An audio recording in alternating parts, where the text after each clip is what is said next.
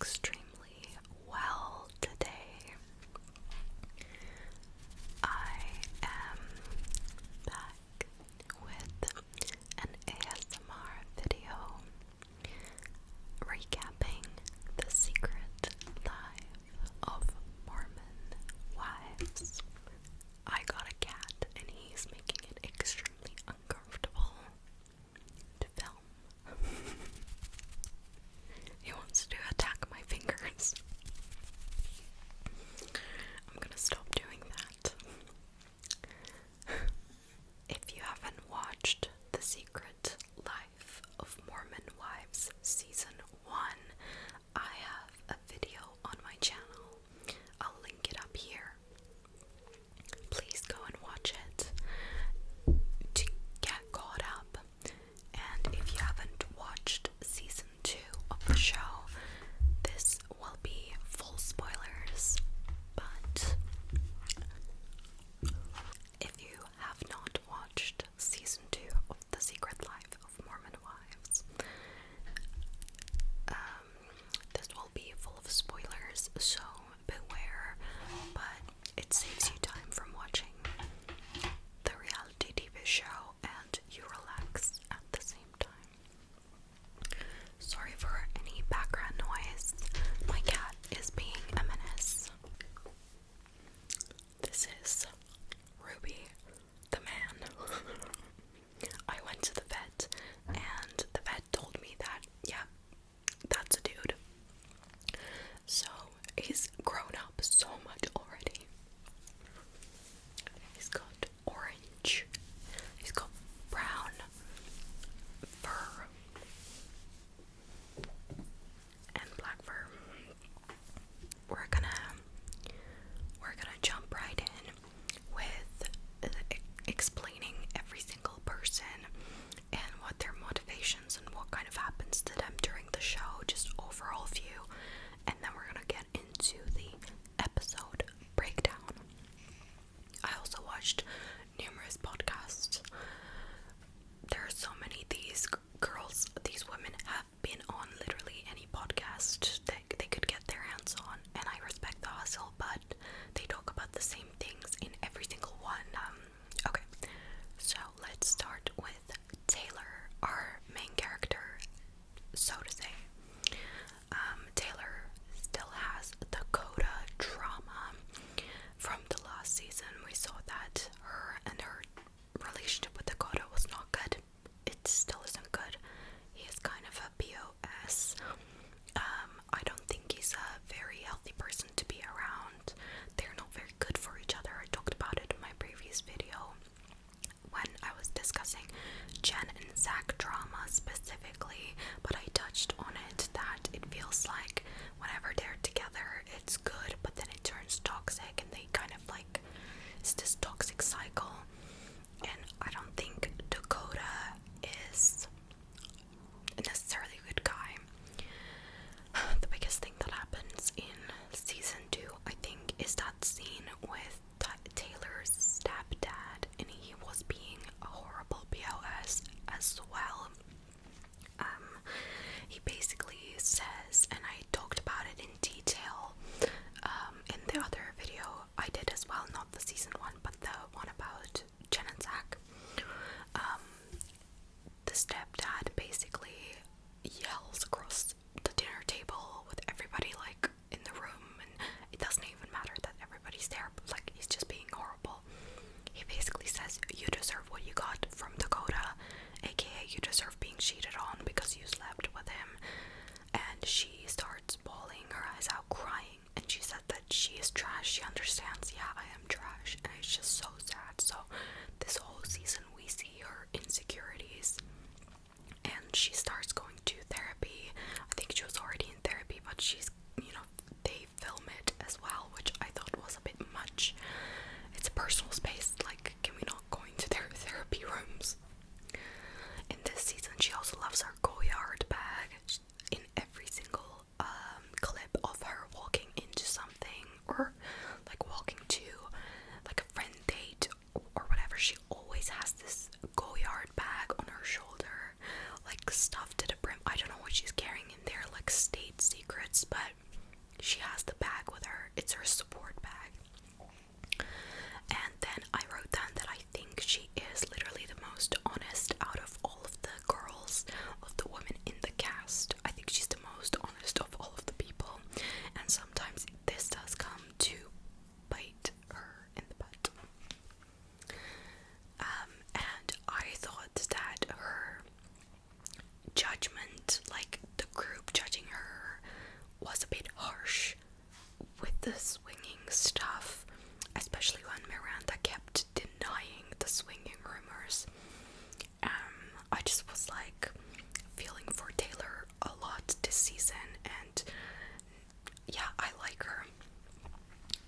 next up, our second person we're going to talk about is Jen, and I've already talked about their relationship again in the other video, but she has been going through it this season. This season she has the worst time ever. She gets pregnant, and it is a surprise pregnancy. However, I found out through watching these podcasts that she apparently took her IUD out. So she took her copper thing that's supposed to be her birth control out without telling Zach. And I don't know if this is related to that pregnancy. However, I don't understand why she looked so shocked when she found out that she was pregnant. If you take out your birth control and you don't use birth control, what do you think is going to happen? So I don't know what's going on there. That their whole relationship is so messed up.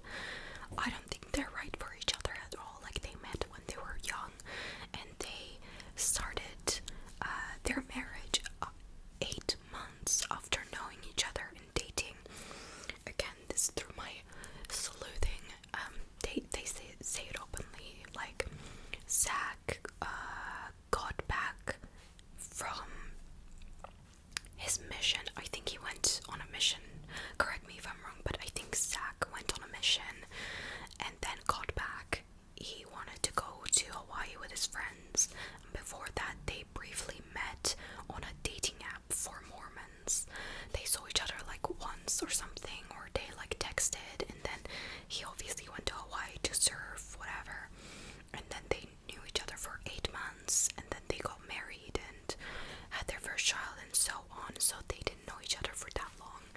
And they mentioned like this isn't actually a very short period of time for Mormons to know each other and then get married. Like, Mormons can even know each other for 2 months and get married, so it's not actually that strange. But for a relationship to be healthy, most of the time I think you need more than 8 months to get to know a person.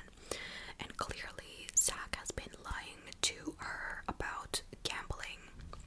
We find out that Zach has been lying to Jen, saying that he's not gambling while he is doing like slots or whatever. And yeah, there's a lot of problems in that relationship ever since the Chippendales thing from the first season. And she is also depressed. She has postpartum depression. She is like questioning her faith. She says she has a faith crisis. She says she doesn't know what her purpose is anymore. She's crying in most of the episodes. They stop filming them actually because how bad it gets. And I feel like she is a people pleaser. Other people have also said this that I've commentated on the show, that Jen is such a people pleaser that she's trying to be everything for everyone when I don't think she even knows what she wants and what she like herself. And this probably happens in every person when your sense of self is like constructed based on like outside faith, like Mormonism for example. Her whole sense of self is just that. So it's kind of hard when you're losing it and you don't believe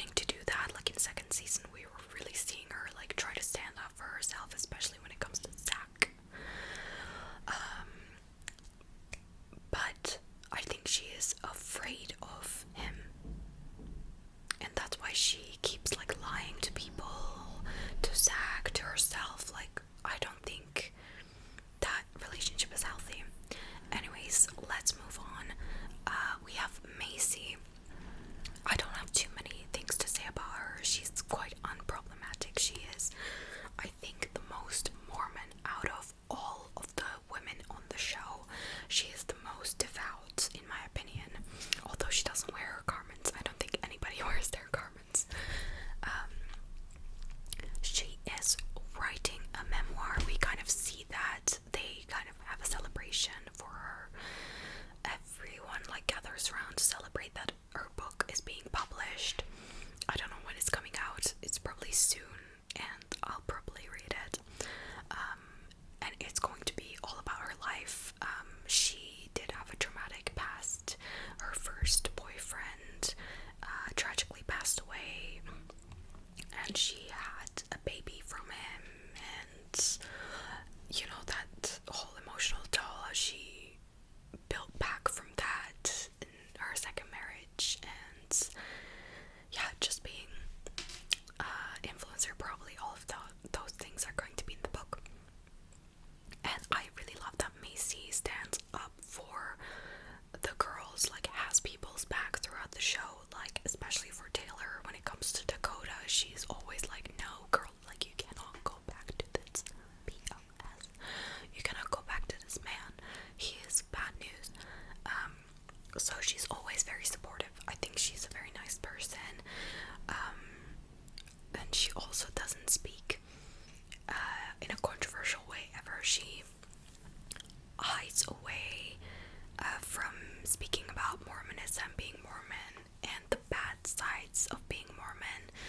I think she does. I think she's one of the people that mention how like all of these girls are trying to, like, you know, take down the patriarchy in the religion. They're not doing anything to do that. That's neither here nor there, but you know, she is very, very careful not to get backlash. I think she's very, like, she could be in PR. And also, she is also one of the girls that is pregnant. She goes through IVF. They show a couple clips from that,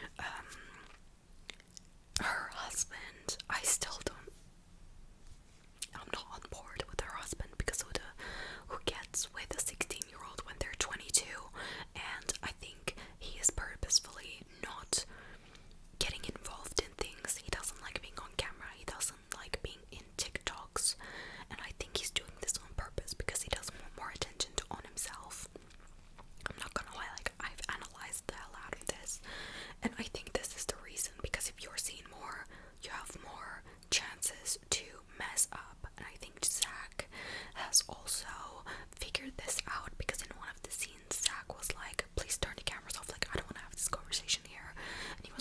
And I was wondering, like, why don't you want to have this conversation right now when Jen is being very open and vulnerable and she is telling what she needs?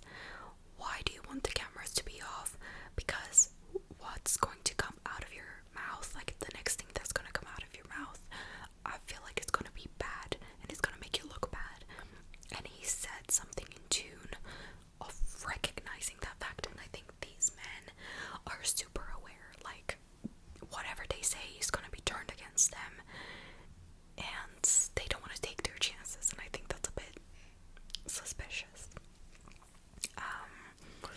But yeah, that's I think all with Mikayla. Mikayla doesn't want Whitney back, but like whatever, you know, Whitney's Whitney and she's gonna be in the group. Okay, we're gonna talk about Jessi and Demi, the two musketeers. I know they hate each other or whatever right now, but I don't think it's gonna last very long. Demi was like painted to be the villain of the show, and that's fine, you know, somebody has to be. But Jessi, I think, is also the villain. I'm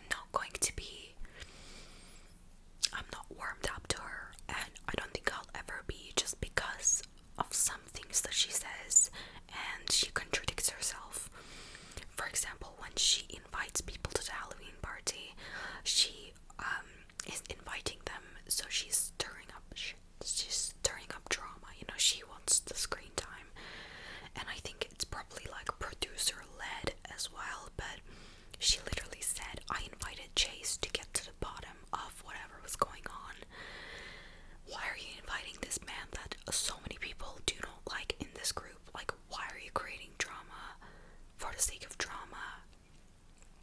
And people are having screaming matches and whatever, and she's like, oh, oops, like, why did this happen?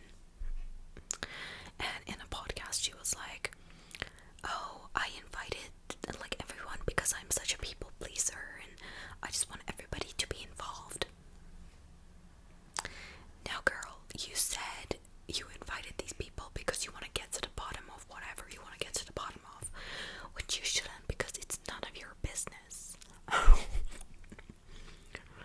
Jessie's like number one at stirring the pot, and she loves doing it with Demi, because Demi and her, when they get together, drama is cooking. They're like, okay, let's write the plot. They are the ones that orchestrated a whole Chippendales performance in episode 2. I think this Halloween party is like the biggest deal out of season 2.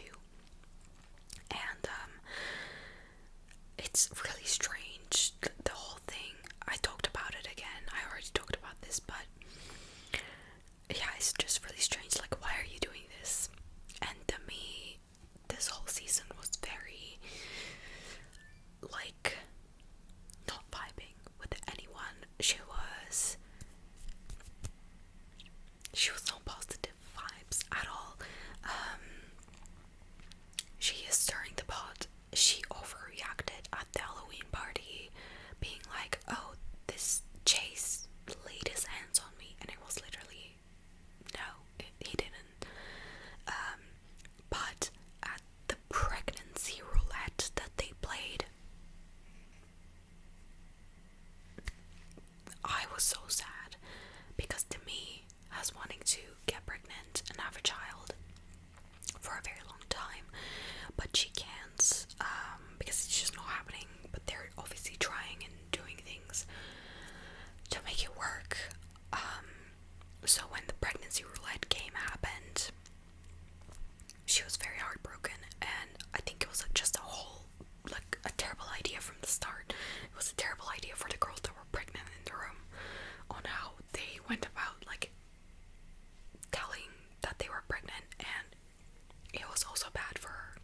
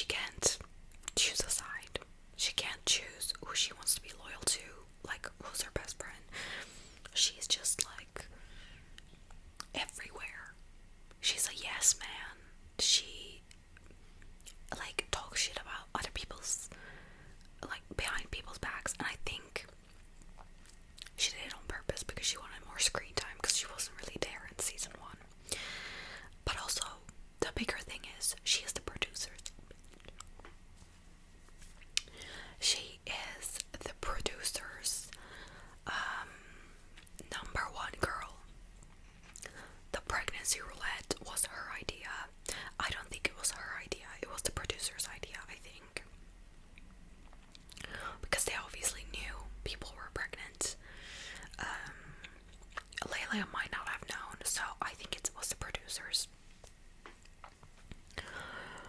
And just going through with it after seeing the look of concern on Demi's face, and all the girls were like, oh, I don't know if it's a good idea, like, why would you go through with it? You have the right to be like, no, let's just not do it. But I think her just doing that was terrible. They basically, like, you know, everybody took a pregnancy test, and 2 people were pregnant, the ones that I mentioned already, and then everyone else was not. But Demi got the stick that said positive, and obviously she was like super, because it's a roulette, it's just at random, which I don't understand. They should have just all taken it and like showed their own ones. That would have been better. But obviously Demi got the positive stick, and she was in tears, and Jessi was screaming like, oh, whoever is pregnant, just come out and say it, da, da, da. And I thought that was unfair as well. It was just a whole mess. And also at the end, there were a few points where Layla is like getting into drama because of the producers, but also at the end, it was again producer placement. Probably she was talking to some people.